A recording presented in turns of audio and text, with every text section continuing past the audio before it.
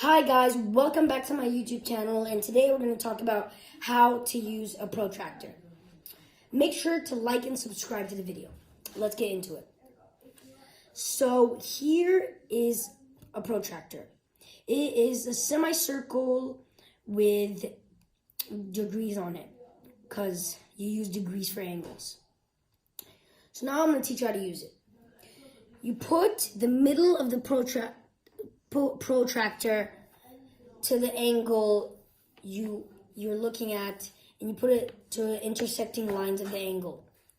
So let's see. First, we're going to do it with right angle. As we can see, it is 90 degrees. Now let's do it with a acute angle. A acute angle is below 90 degrees. Let's see, it is 25 degrees. And now let's measure an obtuse angle. An obtuse angle is always higher than 90 degrees.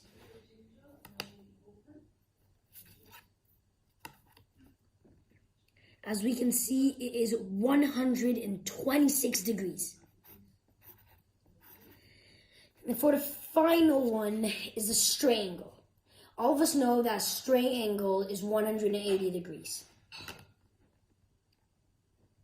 Yup, it's 180 degrees. Thank you for watching, and peace out.